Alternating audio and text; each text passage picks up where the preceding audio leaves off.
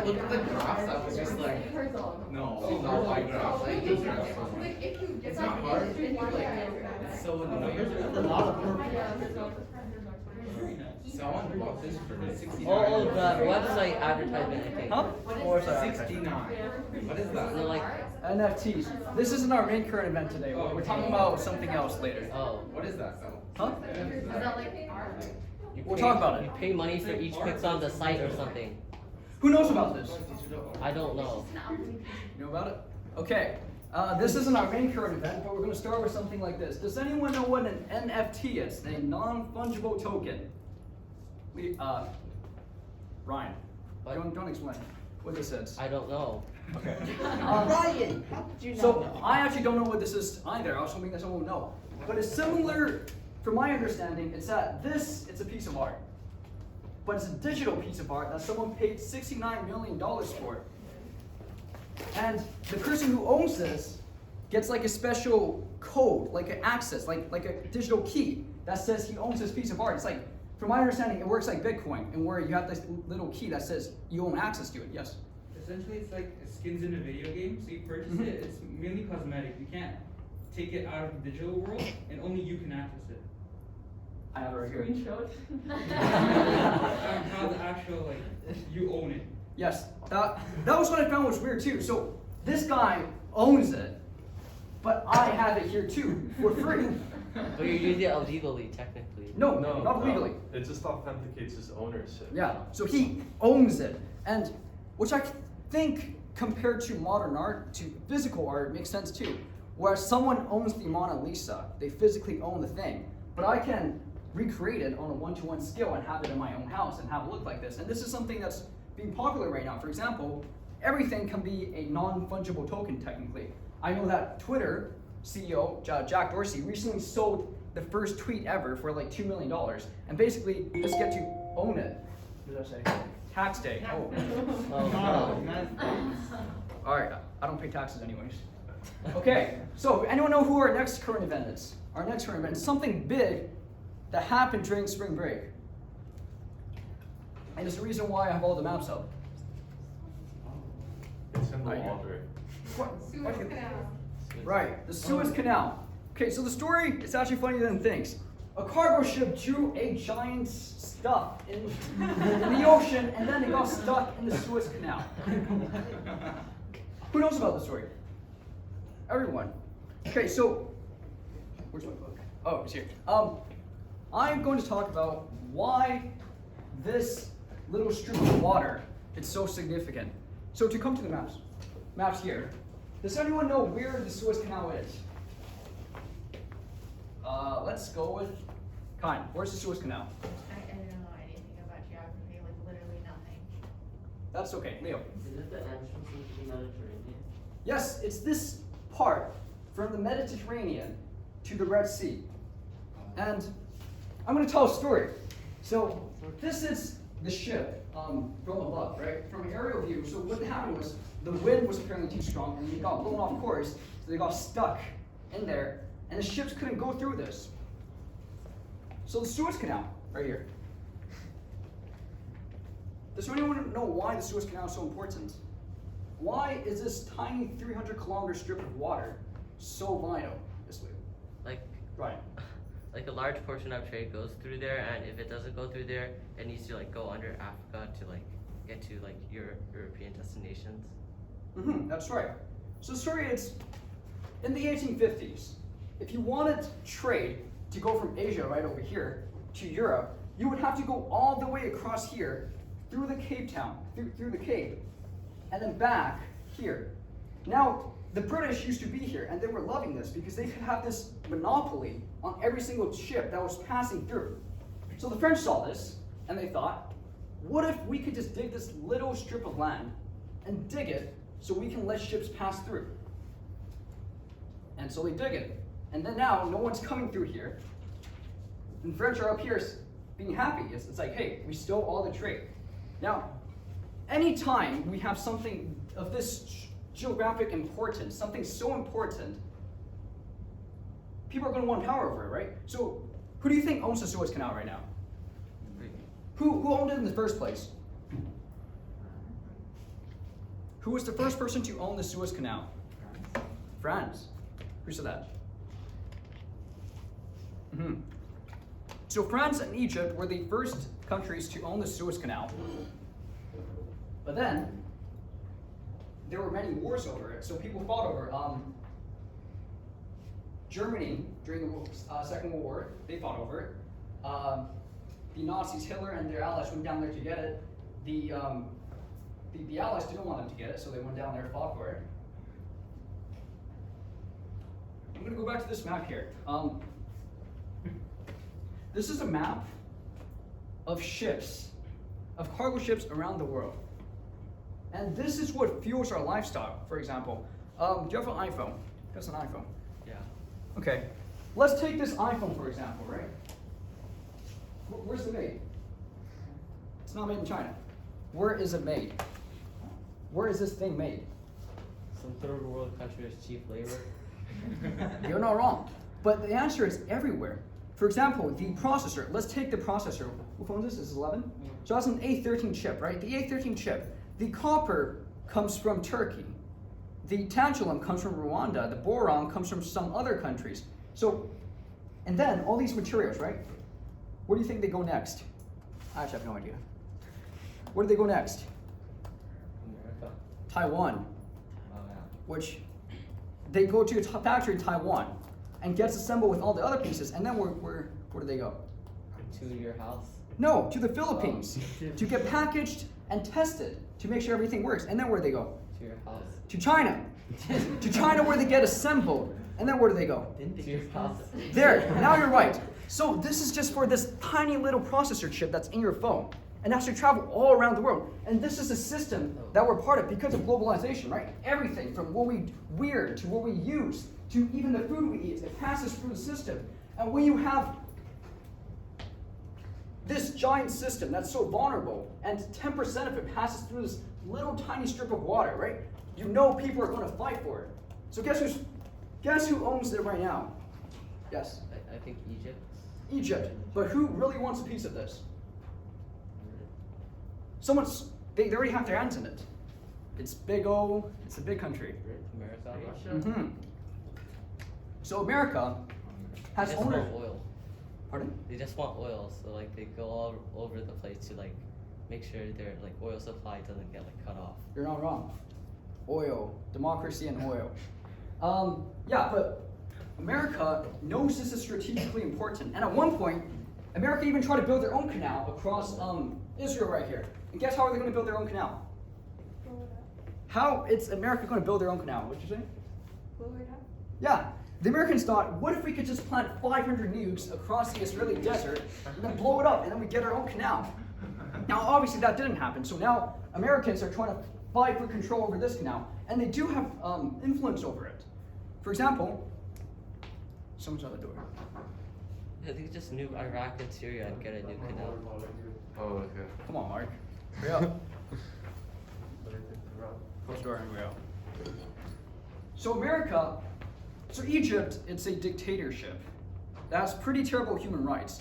But yet still, America still sends them about $2 billion in military aid every year, just so they can have influence over this canal.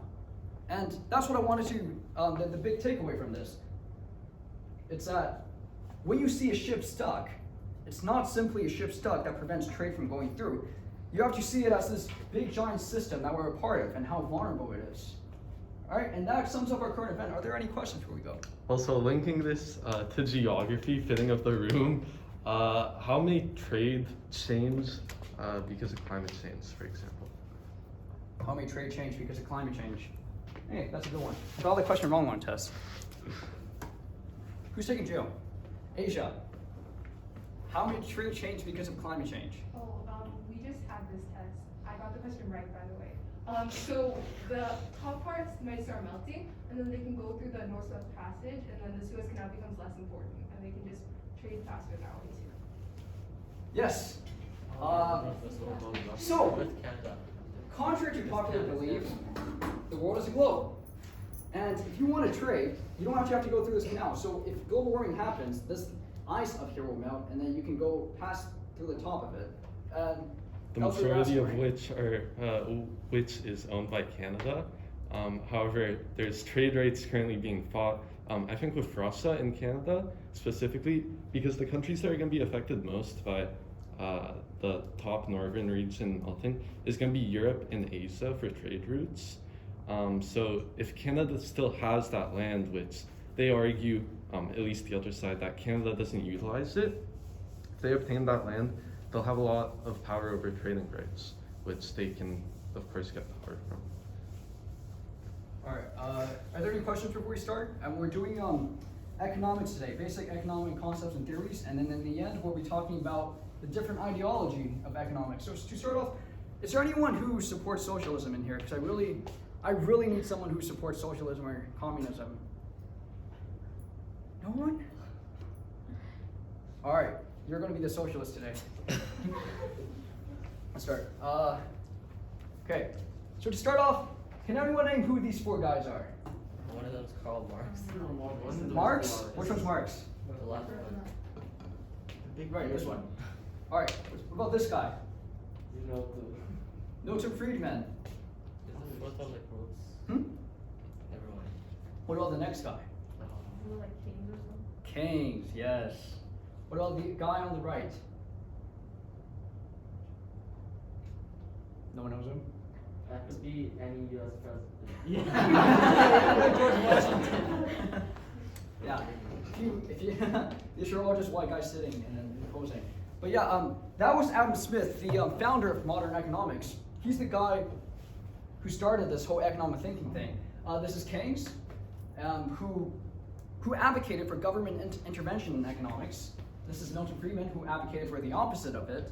And this is Karl Marx, which I think advocated for something with communism. All right, to start off, why do we study economics? Does anyone know what the study of economics is about? Is it up there? The study of choice. It's like choice. Mm-hmm. So a lot of students, they go into economics thinking, this is a course that's going to make me rich, right? It's a course about money. But really, economics, it's a study about choice. So the big idea is humans, we have infinite wants. We want everything, but we have limited resources. So how do we make our choices to get what's best, right? And one very important concept is the concept of opportunity cost. Janet, what is opportunity cost? How much it costs to like do something. Can you go more into detail? Like balance the cost over like your chance of success. Yeah, okay, yes. Okay, so let's just say you're investing in a fund or something, and like your opportunity cost is like the money you could have earned if you put the money towards like a different like stock or ETF. Could have returned more money. Mm-hmm. So the opportunity cost isn't actually the how much it costs you to do the thing. For example, let's say the opportunity of that phone, right? The opportunity cost of this phone isn't say $1,000 of how much you pay for the phone. It's the cost of what I have to miss out. For example, that $1,000 was spent on this phone. When that $1,000 could have been spent on clothes. So the opportunity cost would have been the clothes in this sense. And this, does anyone know what this graph is called? This graph here is it's like the most basic economic graph that you will see. Besides supply and demand. No. Monica, what is this graph? I don't know, does that say computers and textbooks? That is not the name of the graph. So it's called a production's possibilities frontier, right? So we talked about the idea of opportunity cost. In order to do something, you can't do something else. And on here, you see this graph. And what this represents is what you can produce. So for example, let's say this point right here, what does that represent? 9 computers. Yeah, you produce 9 computers, but 0 textbooks, right? What does this point represent? Maximum textbooks. 70 textbooks and 0 computers. So what this is saying is, the only way for you to produce more computers, right, is to give up textbooks. Or the only way to produce more textbooks is to give up computers.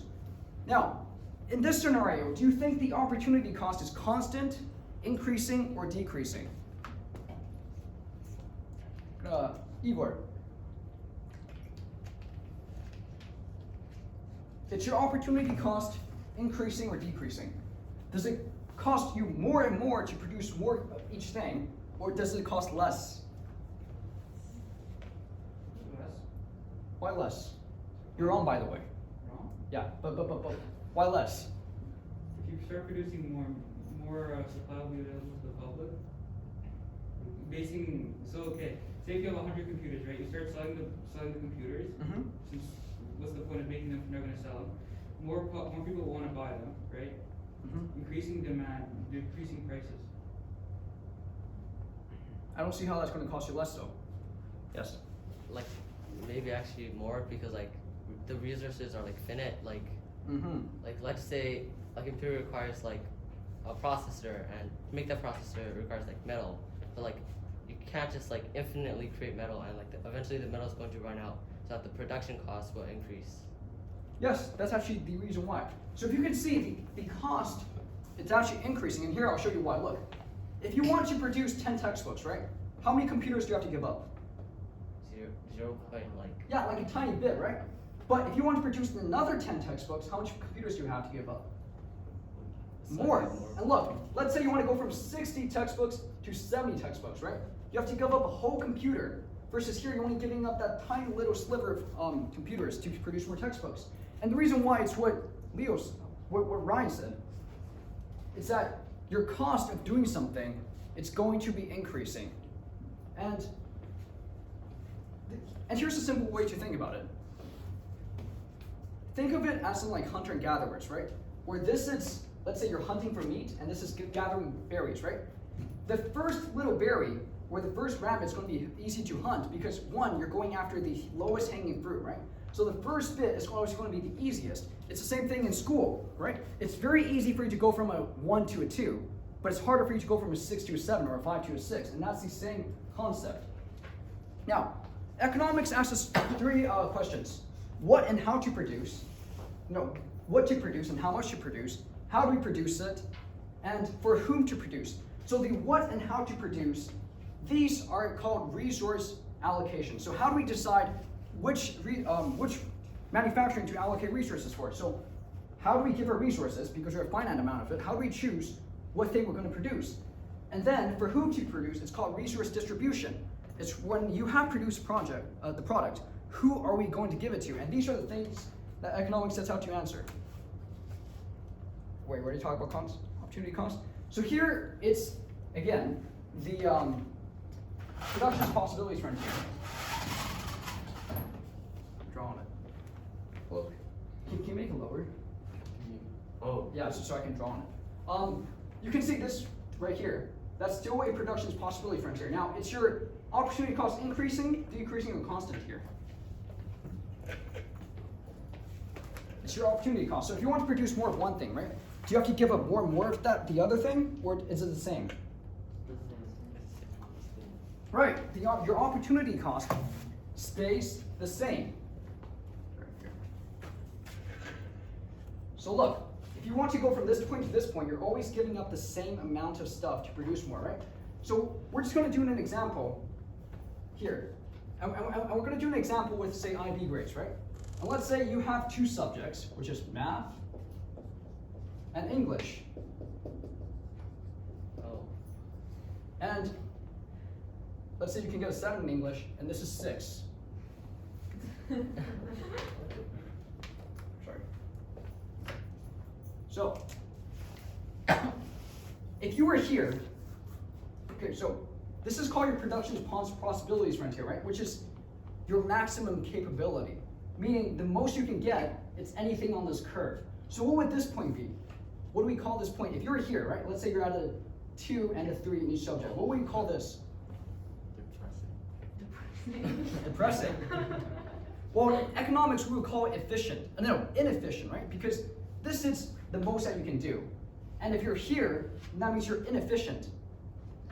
Because you're not producing, you're not performing at your maximum capacity. But let's say, what about this point? What would this point be called then? efficient Efficient, right? Because you're at your maximum capacity. Now what would this point be called? Impossible. Impossible, because it's outside of your production possibilities frontier. You cannot achieve this point. You can only achieve whatever's in here, right? On the line will be the most efficient. Inside will be inefficient. Now, how would you allocate your time based on this graph? What would be the best possible way? Where is the best point on this graph? Yes. Like somewhere near the middle because you want to pass in both subjects. Yeah, somewhere near the middle. That's actually a good way to look at it. Because if you're, this will score you the highest amount of points, right? Like combined. Because look, if you're here, right? Let's say you're here. You're at like a 4. In order to go from a 6 to a 7, you have to go from like a 4 to a 1. So you have to give up a lot of your math grade to get an English grade at the end. Or here, you have to give up a lot of your English grade to get your math grade. But here, it's actually the best points. And then we're going to talk about something else, which is called growth. So let's say you move from this point to this point. What just happened there? You're being better. Yeah, you're being better. So what this will represent, this is what we call economic growth in economics. It's that you're being more efficient, right? You have produced more. But let's say all of a sudden, let's say you get a tutor, right? And your PPF moves out. And now you can reach a 7 in math as well. What would this be called? Expansion. Growth. No. Think about it. So your graph has moved out, but it doesn't mean you have moved out. Sure. What do you think that's called? No idea. So this is called potential growth, right? In a country, you can see this happening. For example, if Canada invests in new infrastructure, right? Our potential to produce will go out, but it doesn't mean we're actually going to be produced more. It's our potential has grown. So let's say in this case, right? You've got a tutor, so you have the potential to get a 7 in both classes, but it doesn't mean you're going to get it. Let's say you're still here. You can have a tutor and you can still be lazy and you'll still be in here. But what it means is your potential to achieve has moved outwards. Does that make sense? Are there any questions before we move on to the next thing? All right.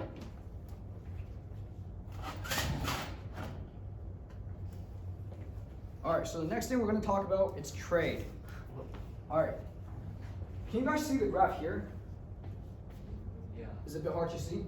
So you have, so we have 2 graphs here. What is this graph called? We were just talking about it, except it's constant now. Janet, what is this called? I forgot. It's okay. A production's possibilities frontier, right? So let's say we have 2 countries here. One country is China. And then the other country in black will be the USA. Pardon? Is there a difference in color? Yes, it's a bit hard to see, but this Color. one. Okay, so there's 2 lines, right? One goes from 30 to 10, and that's your USA. And one goes from 10 to 30, and that's China, right? What's one thing that China's good at producing? Cheap stuff. Cheap stuff. Give me an exact product so I can put it on there. Bulk quantity stuff. Pardon? Bulk quantity stuff. Like product. Give me product. Laptop. Plastic. So let's say on your x-axis, you have plastic. Now what are the Americans good at producing? Obesity. Okay. Hamburgers. I guess. Hamburgers, right.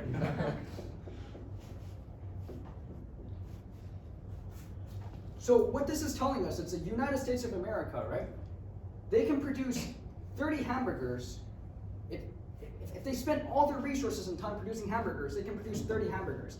If they spend all their resources and time producing plastic, they'll only be able to produce 10 plastic.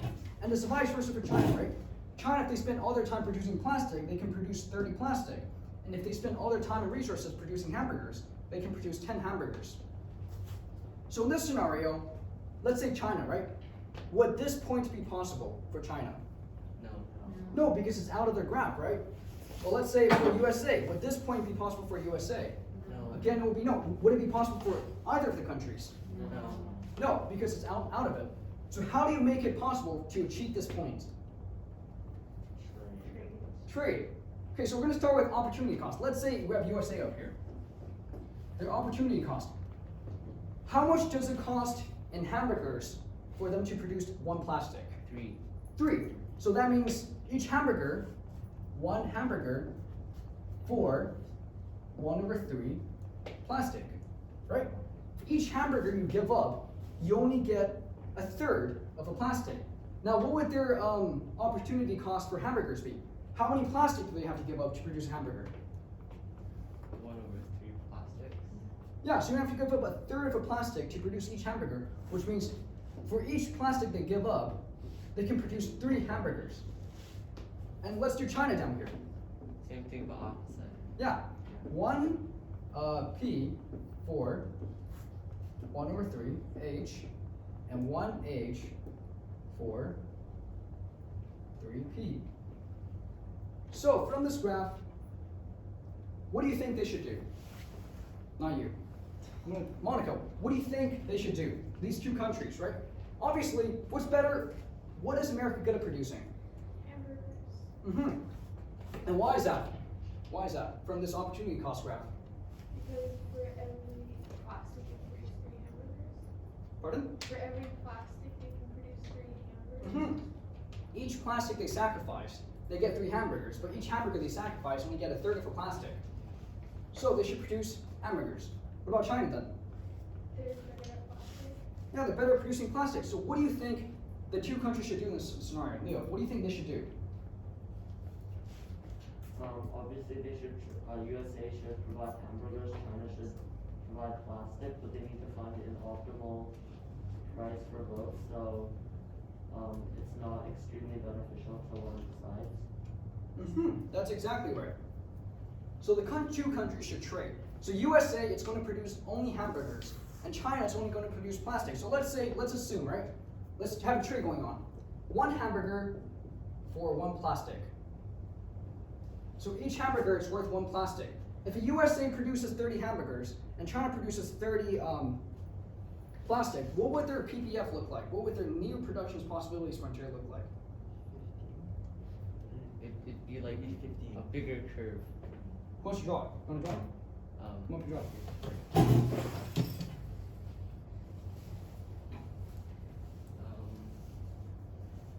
What if you like something like here? Yeah. So you connect 30 to 30, right? Because anything along this point, it's possible now. For example, China can produce 30 plastics, or they can get 15 plastic and 15 hamburgers, right? Because they can produce 30 plastic, trade 15 for hamburgers, and have 15 plastic left. So now they have achieved this point, which is previously impossible. You were right, by the way. Go. Does this make sense? Are there any questions? Okay, and this explains the reason why we do everything, right? Like, why don't you make your own clothes? It's cheaper for someone else to make them. Yeah, it's cheaper for someone else to make them. Their opportunity cost, it's lower. Like, look, for USA, right? If they were to produce plastic themselves, they would have to give up 3 hamburgers. But in this case, if they wanted plastic, they only have to give up 1 hamburger. It's the reason why we pay people to do things. We don't do things ourselves. Like, let's say this book. I am perfectly capable of making this book, but it will take me a very long time. I'm inefficient at doing it, and this book probably costs $1. But if I were to do it, the opportunity cost would be greater than $1. Yes? Yeah, and it's more efficient to produce things in bulk because like the initial machine price to produce like the machine could like produce 100,000 like pieces of paper, but like if you were to make your own sheets of paper, you would have to pay a lot for the machine and less to like maintain the machine. So it's your overall cost would be like higher. Do you know what that's called? No. Economies of scale. Oh. It's when you produce a lot of something, right? When you have mass production, it lowers your cost because your constant costs are spread out between the productions, right? Does that make sense? Okay, let's see what's next. Supply and demand graph. You guys have seen this, right?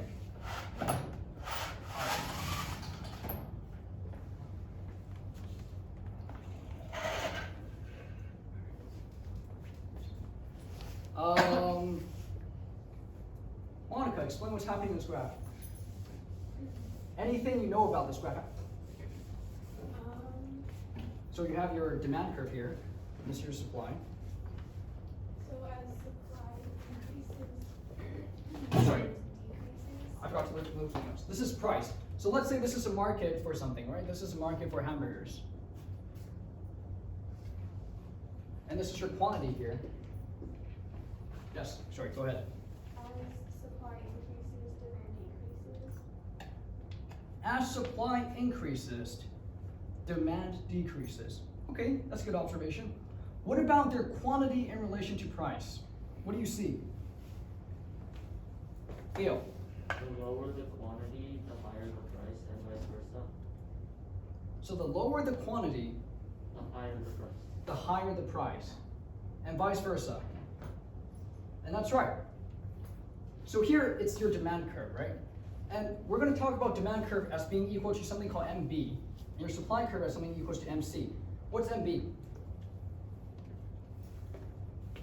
That's okay. You just need to know. MB stands for marginal benefit, and we're going to talk about the concept of marginal. Do you guys know what marginal means? Marginal basically means incremental, right? So for each additional hamburger I get, how much benefit would I get, right? And MC stands for marginal cost. So you talked about cost being decreasing, right? But in the supply and demand graph, the cost is actually increasing, and we'll talk about why in a second. So marginal cost, it's talking about for each additional water bottle I produce, right? How much would it cost me to produce it? And as you can see, the more you consume of something, your marginal benefit gets lower. Why does your marginal benefit get lower the more you consume of something? No, I'm gonna pick, Nathan.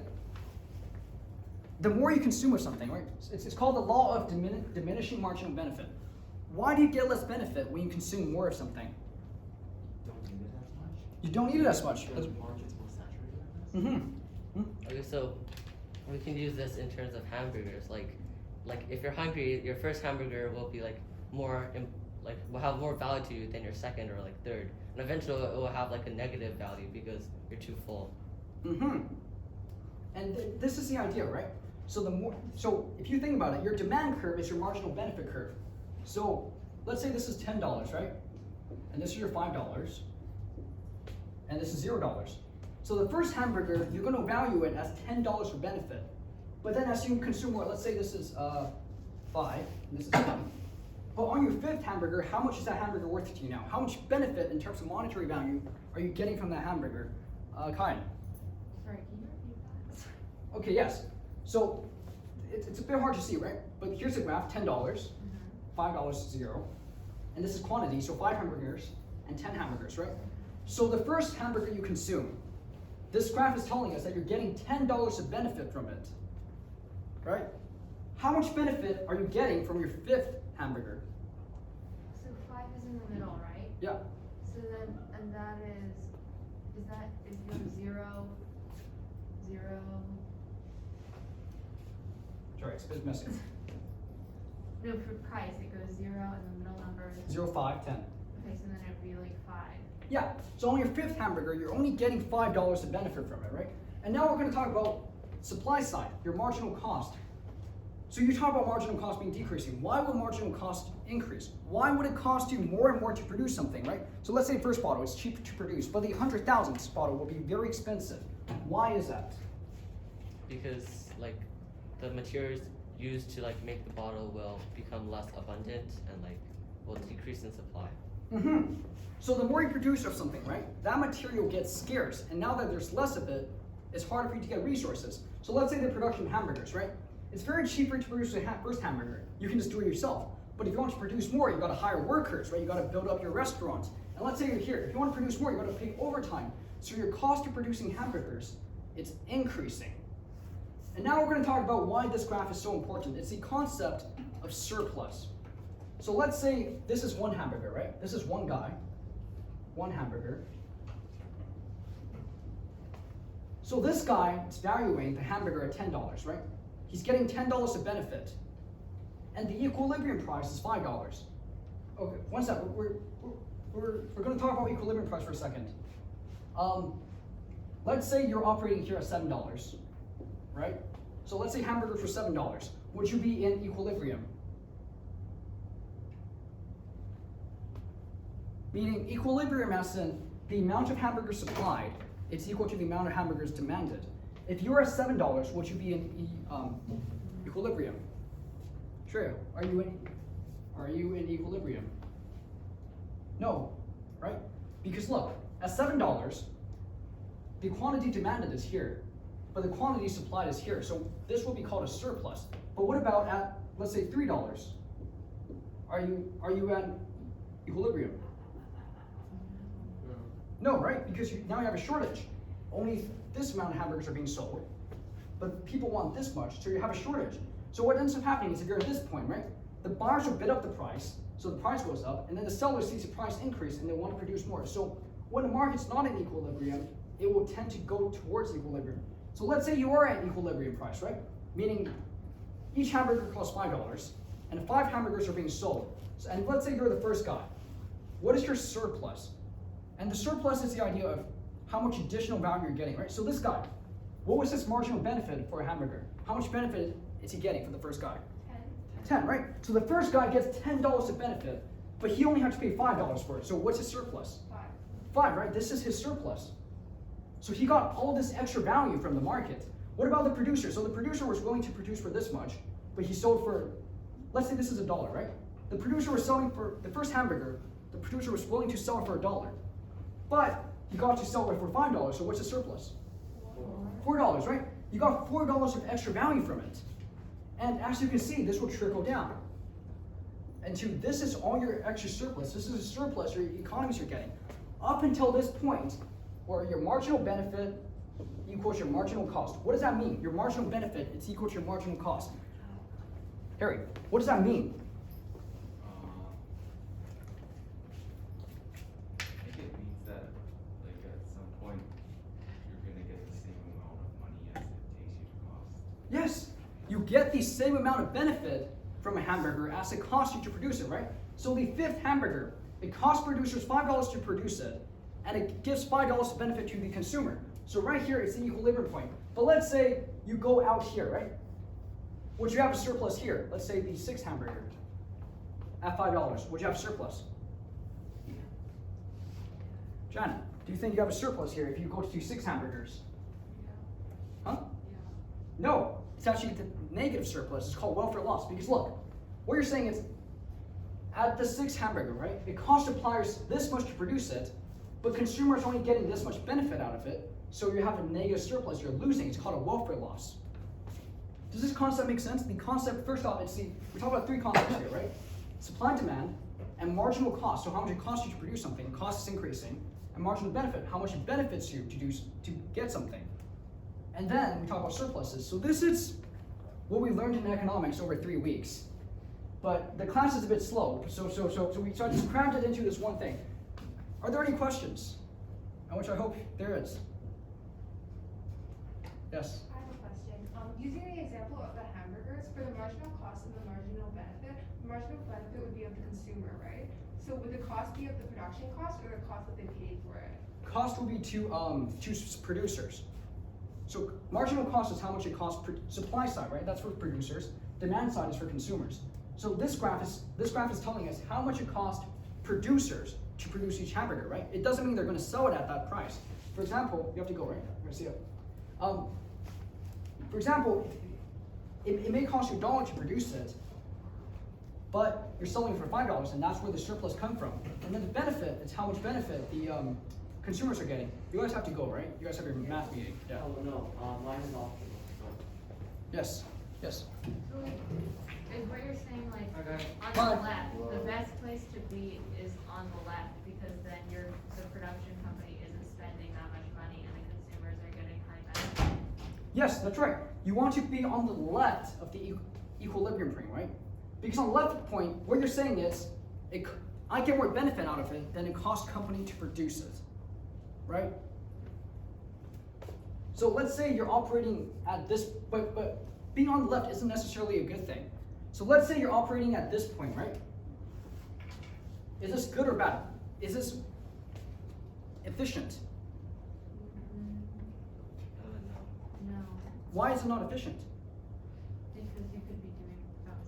Yeah, because what you're saying is, look, you can still produce it for less than I will value it, right? So this is still called a welfare loss, because this is surplus that you could have captured, but you didn't, right?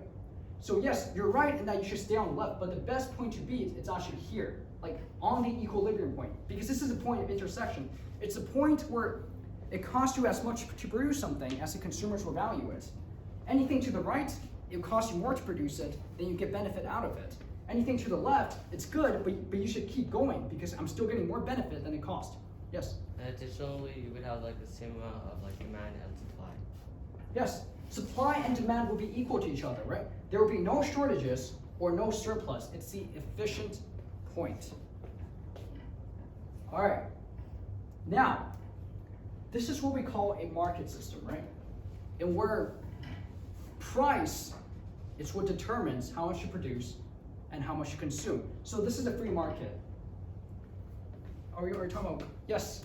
And now we're going to talk about capitalism and the economic ideologies. Before we start, I'm going to say there are two systems, right? I'm going to erase this. So there are two. So what were the two questions that we asked earlier? The three questions. What are the concepts that relate to them? Monica. Cost of resource. What was the first concept? What and how much does it cost? Allocation. Resource allocation. So this is telling us how much is something to produce, right? How do we allocate our finite raw resources to produce the maximum good for society? And what's the second one? Anyone remember the second one? Leo, what's the second one? I don't remember. Distribution. So once we have produced a product, how are we going to distribute it to the people? And there are a couple ways to allocate resources. So what are two ways that you can allocate resources? How do you allocate? How do you choose? Let's say I have the choice between producing books and pencil cases. What are some ways that I can choose this? Yes. Demand and cost to produce. Yeah, supply and demand. That's the free market approach, right? So that's called a free market.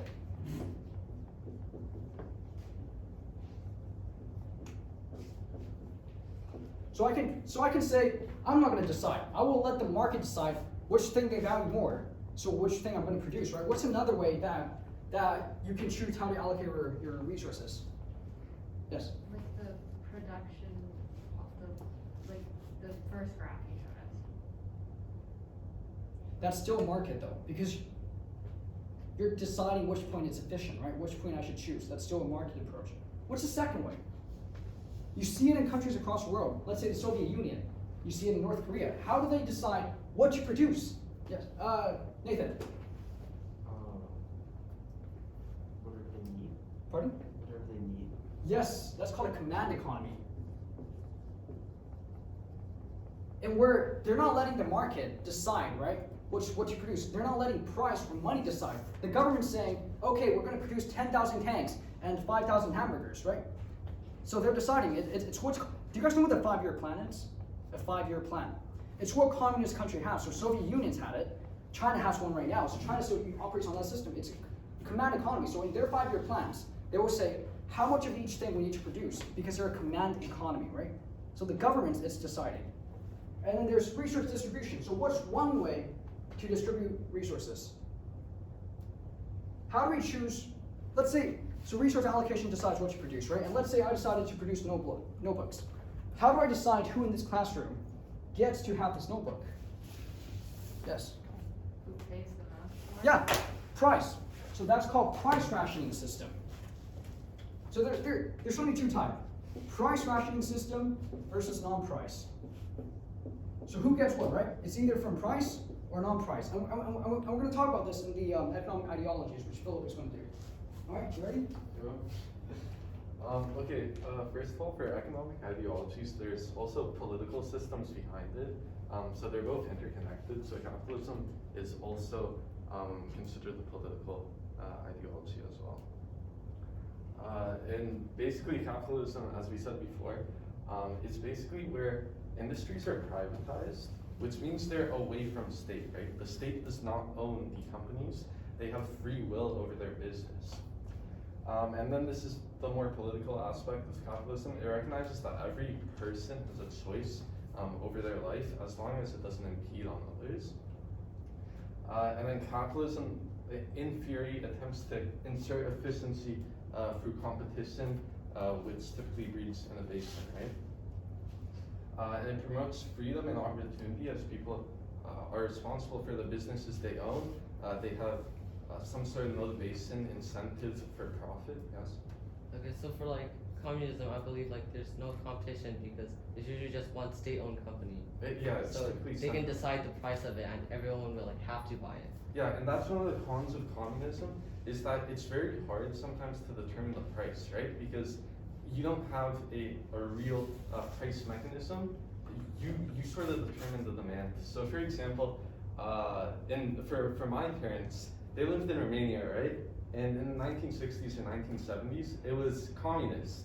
And basically what happened is they could only shower with hot water at like a certain period of the day, right? So they control the product, and it sometimes is hard to determine the price, right? Because there's no mechanism such as supply and demand taking place, right? And that's basically what capitalism is. And some pros. Incentivizes innovation, I've said. Liberty prevents government from having mass control over the nation, which could breed for corruption because, of course, if there are positions that hold a lot of power over a nation, there are going to be some people that want to take control of it. And incentivizes efficiency in industry practices as there's competition and there's incentive to compete because you're competing for your own self-benefit. So you want to innovate. Some cons is it typically generates inequality because it's based on your productivity in regard to society, right? You get paid for what you produce, essentially. And then some companies can also become monopolies, which basically means they have control over the whole industry, right? And as a result, they can exploit workers because they get to determine the wages, right? However, this is all in theory because in practice in capitalist countries, or what's considered capitalist countries, such as a lot of people consider Canada and US, right? But they operate under a mixed economy, right? With some government intervention that typically works against monopolies, right? So these pros and cons, they're all in theory, but in practice they work differently, right? And then economic cycles, as the system is based on consumers and producers, right? There's a market for cycles to take place. So that could be a con, that could also be a pro. And then our second one is communism, the counter to capitalism. So what communism typically is, individuals do not own their businesses or land outside of their homes, typically in theory, and the state owns these, or at the very least, the majority of industries are controlled by the state. For example, in the USSR, for example, what we talked about, they basically had control over the majority of industries, right? Now they're taking more of a socialist approach to it, which we'll talk about later, is where now they only own gas and oil companies through state, right? There's more privatization in the nation, so they're kind of moving away slowly from communism. And then in theory, the people of the country make the decisions, and the decisions where the people are represented by the state. Is that true?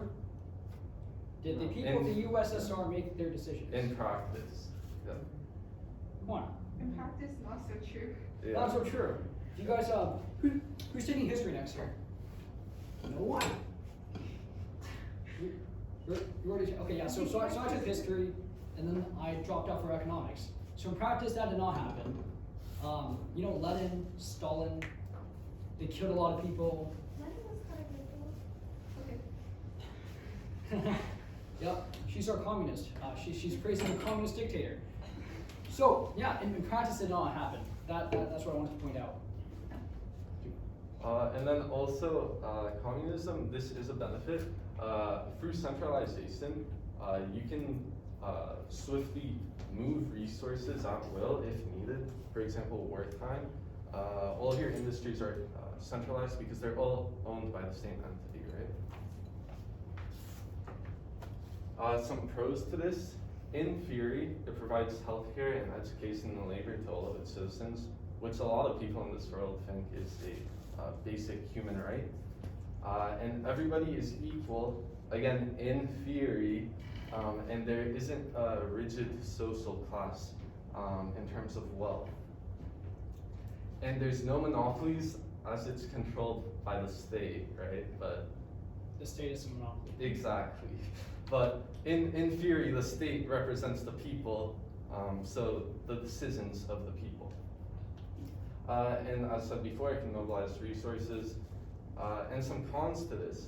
It doesn't incentivize innovation, right? Because there's no competition, first of all, and everyone is equal in social status. And there's not really an incentive for you to compete and do very well because your hard-earned money is going to go to the community, right?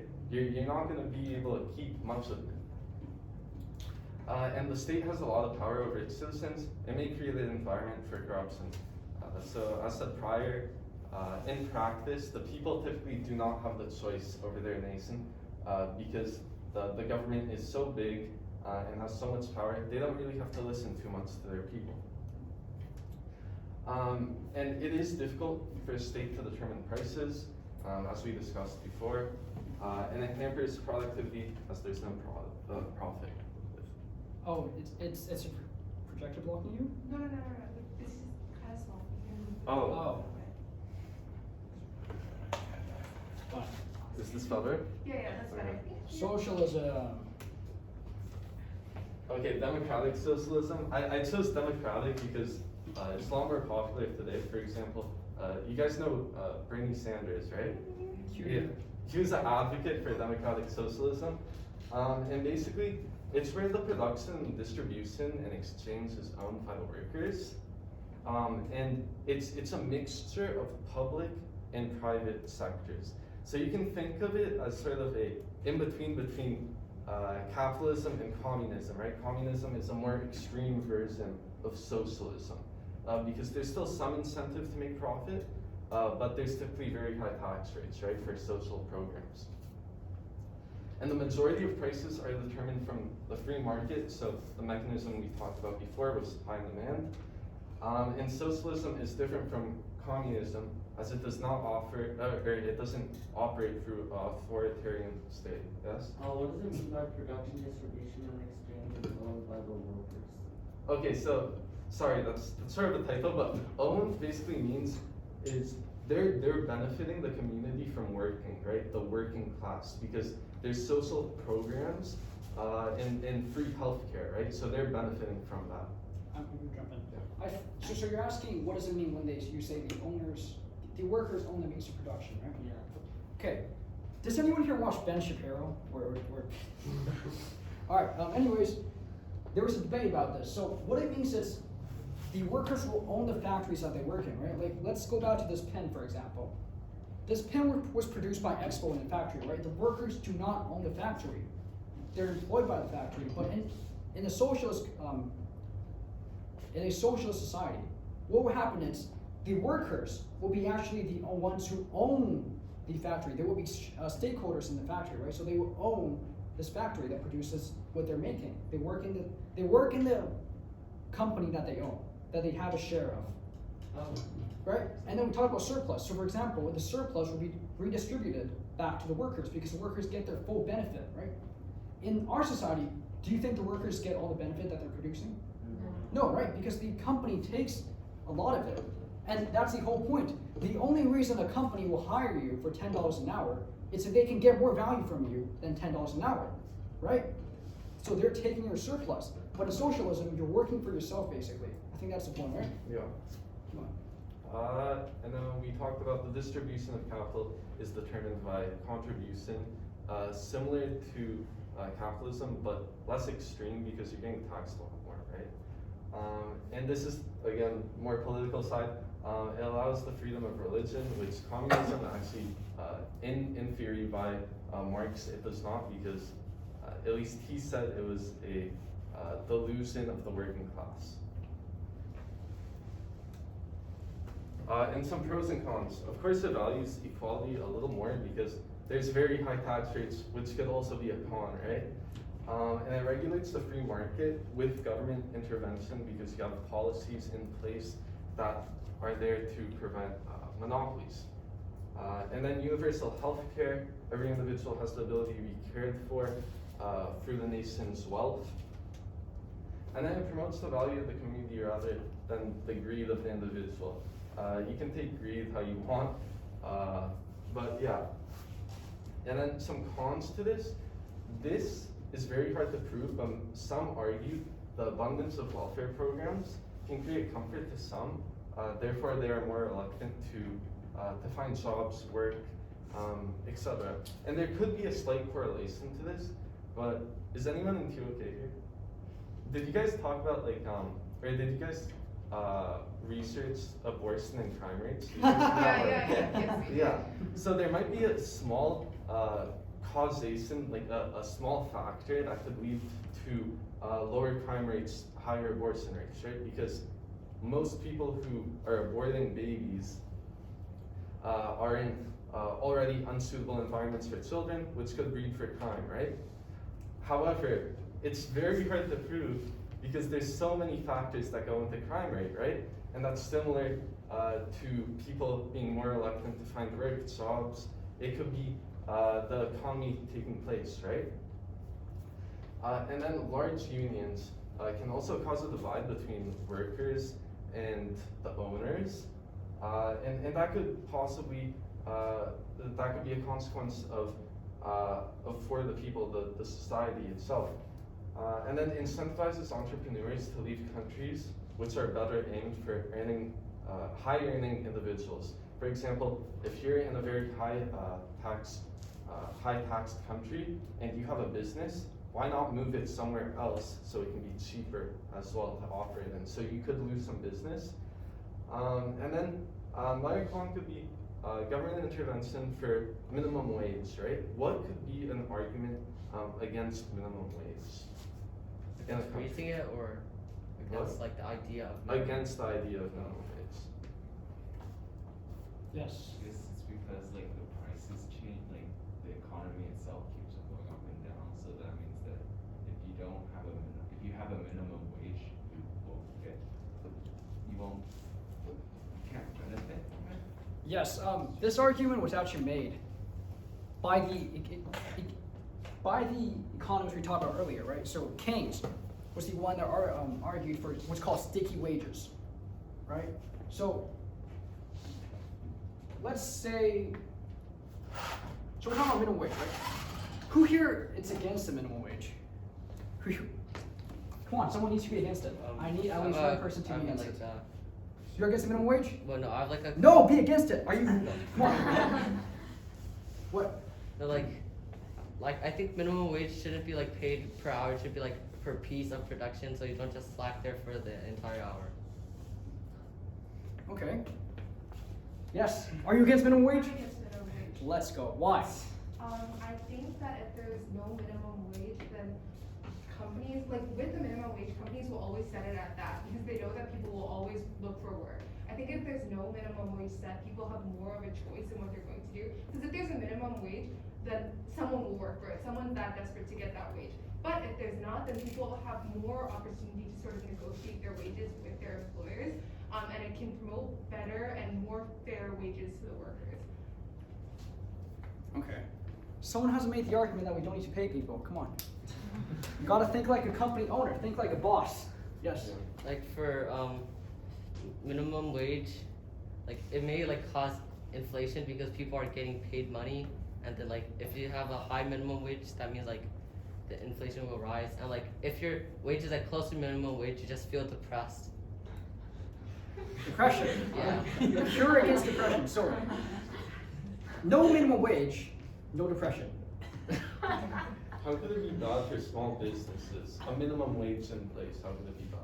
Like Because they have limited capital. Exactly, and they can't afford to pay their workers the minimum wage that the government sets out. I'm gonna argue against that. Who has an argument against that? So minimum wage should not exist because some people cannot afford it. Who has an argument against that?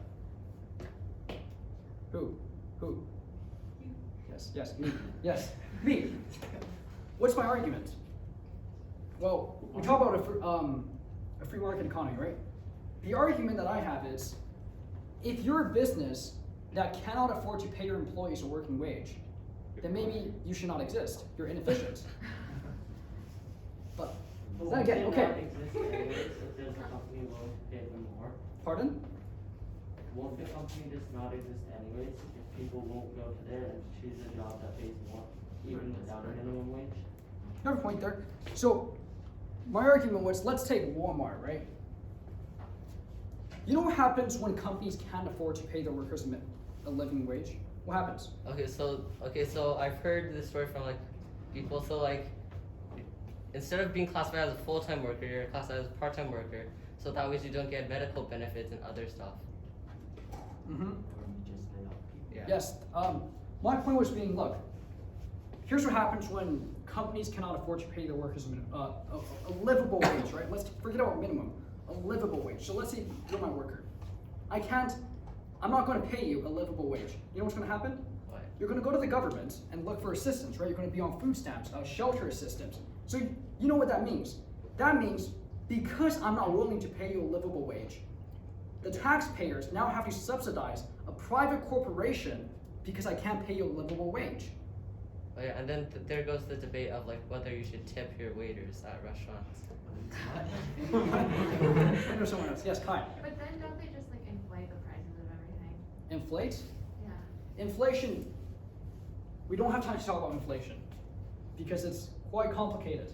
But we're going to go back to the idea of sticky wages, right? So let's say this is the market for labor, cheap labor, right?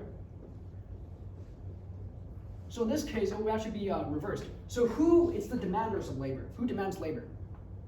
Companies. Companies, right? So these will be companies. Who supplies it? People. Workers, right? So workers supply it. And let's say all of a sudden there's a recession. So the company was originally demanding this amount of labor, right? There's a recession.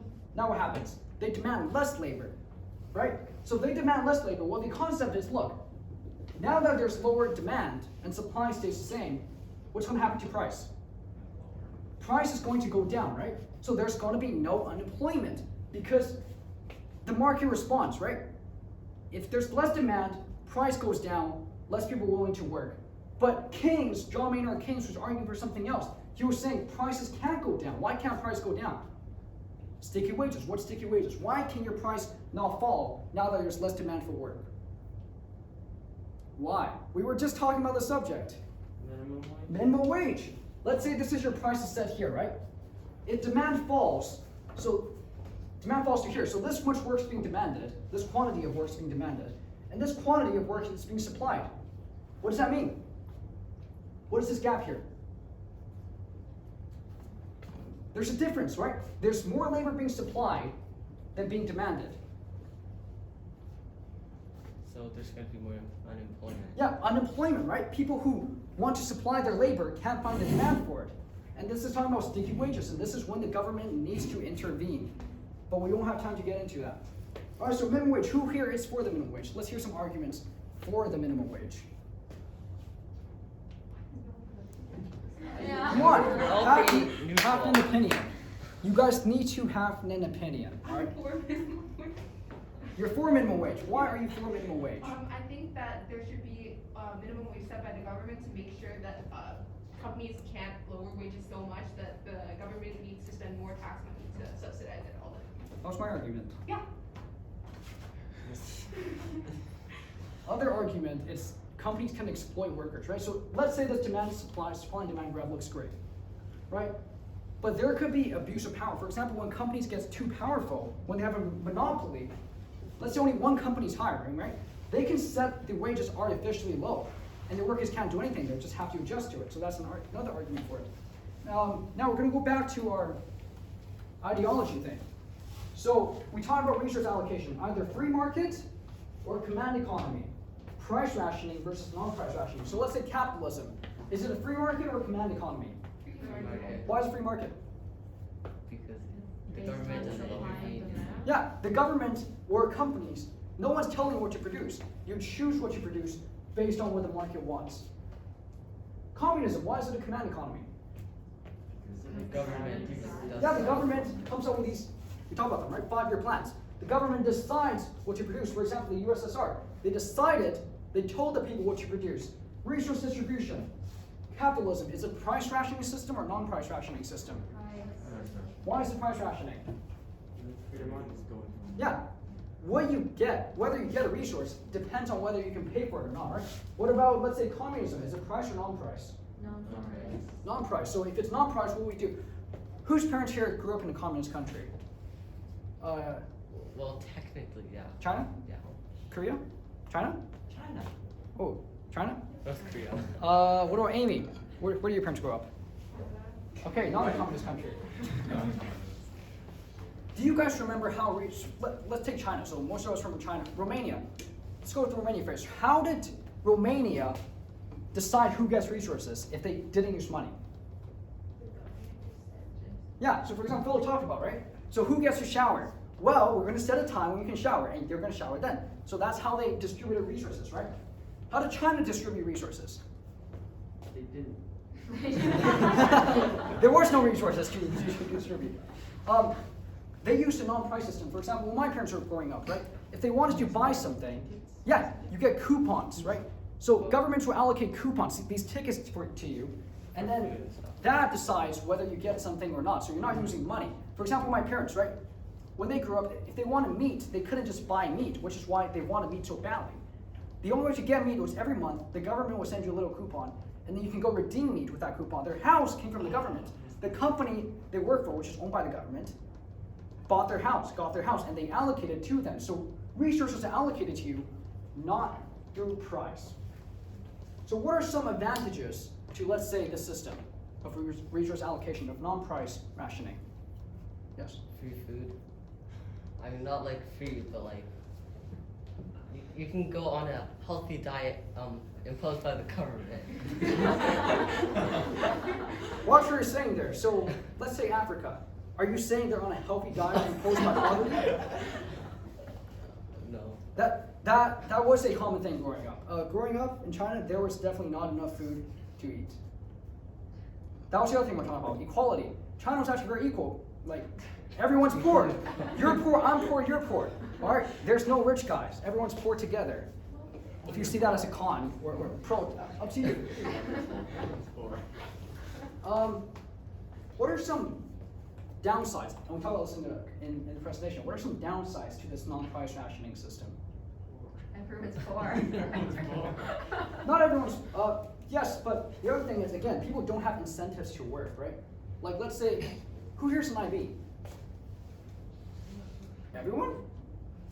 Who here's not an? Oh. Yeah. Okay, why are you an IB? Why? Give me one reason. What did you put on your application? Why are you here? What did you say? I want to be an IB. Why? You want to flex on other kids. You want to flex on other kids. What's another reason? Amy, why did you want to be an IB? You want to work hard. You know what I say to that? Bullshit. All right, Leo, why? It'll help me get into a good university. There we go. That's what I think it's the biggest reason. If it's not your reason, it's probably your parents' reason to send you here. All right, you can talk about, oh, IB learner profile. I want to be a good student. I want to better the world. But really, we're in a capitalist country. And No one cares. you want to advance. You want to go higher. You want to climb. And this is you doing it. You're climbing higher. Let's say you work 4 years for IB and you get nothing out of it. Would you still do it? No. Let's say universities don't recognize you. You're not going to make more money when you grow up. Would you go through all the pain? You guys haven't gone through the pain yet, but just wait. I'll just start working a job like before I. Yeah, right? So this is what I was talking about. It's you're incentivized to do better. All of you are incentivized to do better. Maybe not some of you, but most of you are incentivized. Now let's go back to resource allocation. What are some advantages of the free market? Why is the free market good? Kai. Like innovation. Innovation. Again, you are incentivized to do well. You are incentivized to innovate. Is it still on? Good, it's still on. Okay. What are some disadvantages then to the free market? Yes. It's a lot slower, and such as in war times, there might not be consensus on what is wanted, for example, some people want, oh, we should develop nuclear warfare. Or other people said, oh no, we should develop drone technology. In command resource allocation system, the government can just say, no, we're researching this, end of story. That's a good point. Bringing up times of desperate need. I'm going to talk about a concept, inequality. How does inequality play out in the free market? And this applies to this very room as well. Inequality, yes. There's poor people, and rich people. Right? It's just like social classes. Yes, social classes. In a free market, there's a lot of inequality, right? You're all an IB. And a big part of the reason you're here doesn't have anything to do with you. It's luck. Can you name one lucky thing that happened to you that made you where you are right now? Janet, what's one lucky, you're an IB. What's one lucky thing that you didn't do, that nothing to do with you, that led you to being here right now?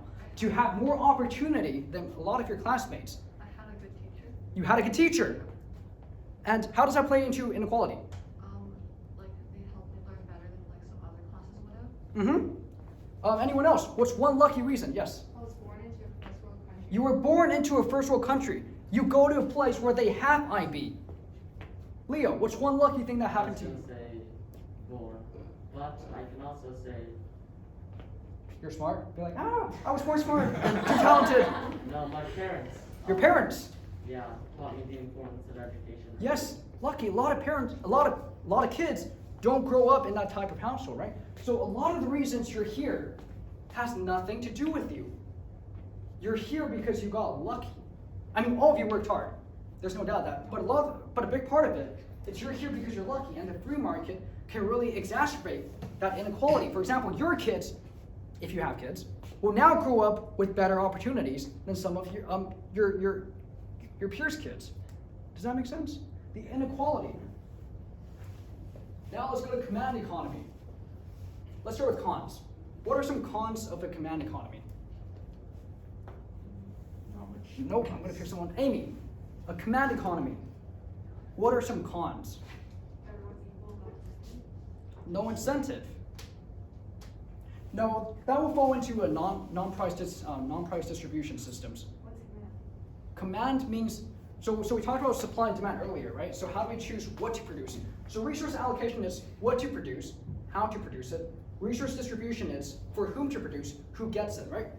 So free market, it's where the market determines what you want to produce. For example, if the market doesn't want books, I'm not going to produce books. If the market wants water bottle, I'm going to produce water bottle. A command economy, it's where the government decides, or one central power decides, water bottle or books. So what are some cons that could come from this command economy? I'll get to you guys. 1, 2, 3, all right? Yes, Amy, come on. Hurry up. Yes, they're waiting. Speed. The government wants to produce things that the people don't actually need. Yes, that's one of the biggest points. It's actually very hard. It's very hard to know what an economy wants. We did some graphs with two things, right? With 2 hamburgers, plastic. That's actually easier. But the real world economy, it's very complicated. It's very hard to judge what people want and demand. And this is one of the problems the USSR had, right? They don't know what people want. They were overproducing things that people didn't need and underproducing things that people needed. Because it's hard to predict what people will want for the next 5 years. Who's next? You? Yes. Corruption. Corruption. Do you have an example? Well, like, you could have like too much control over something, like, China. Connected to China. I love China. I'm not sure of an example.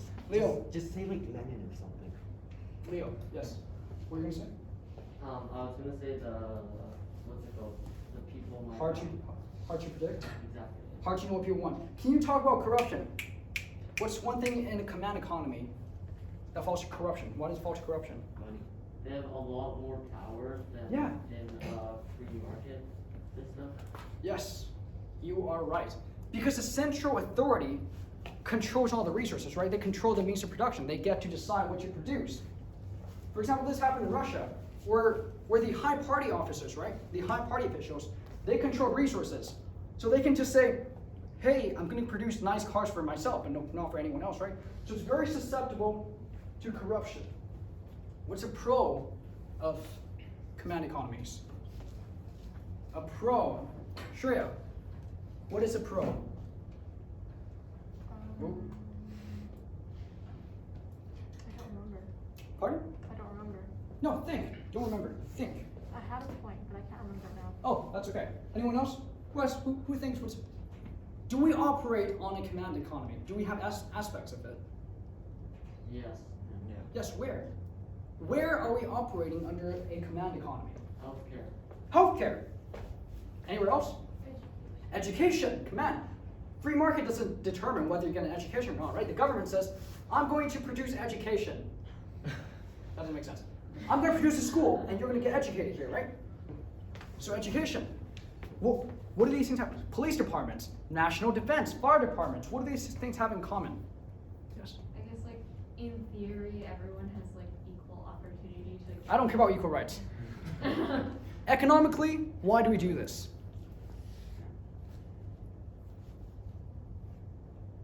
It's okay. Anyone else have a guess? Nathan? Can you repeat the question? Why do we use a command economy system for certain aspects of our lives, like healthcare, education, these things? Because it's easier to standardize and Mhm. get like an efficient way to do it. Okay, yes. Like for example, the military should be controlled by the government because Control. Mhm. yeah, and our tax dollars pay for these things. Okay. Yes, last one, Kai. Is it like because like healthcare is like considered like very important? Mhm. So if like in America, it's not like so it's like very expensive. Yes, that's part of it. You have a good point here. So governments can make it more fair, the distribution of these resources, right? Because look, when it comes to a banana, let's say banana, right? The distribution of it not being fair, it's not that big of a deal. But let's say more important things like healthcare. If you can't afford healthcare, I'm actually going back to your point, right? Equal rights.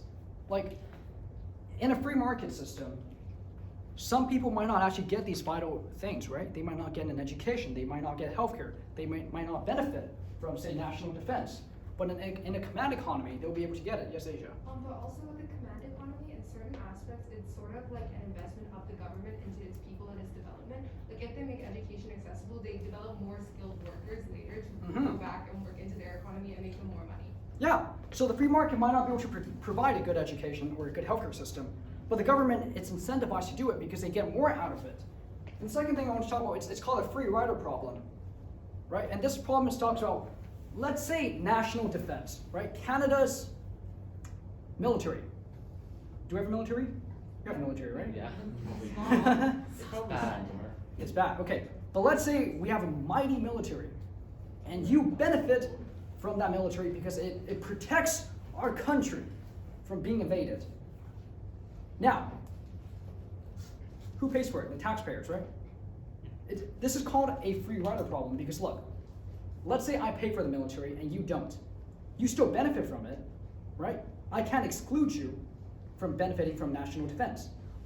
So that's a free rider problem occurring. It's the same thing with like police stations or fire departments. You can benefit from something without having to pay for it. So therefore, in a free market, right, no one's going to want to pay for it. No one is going to want to fund a police department, even though police department is controversial. Fire department, let's say fire departments, right? No one is going to want to fund a fire department because they get to benefit it regardless, right? So the government needs to step in and force people to contribute to it. All right, I think that sums it up. Do you guys have to go? Total 6. Yes, okay, sorry, I was keeping you guys a bit long. Can I have you guys for 10 more minutes? I have to. All right, see you guys. Okay, one last point. We're going to debate communism or socialism versus capitalism. Who here is a capitalist? Sure. Yes. Sure. I need a socialist. Asia, let's go. Okay, I bye. have to go. Bye, Steven. You know what? Why don't we end it here? We'll continue this debate on start of next meeting. Okay? See ya. You can also play in front of that. Huh? You could be like. Yeah, sure. Sorry?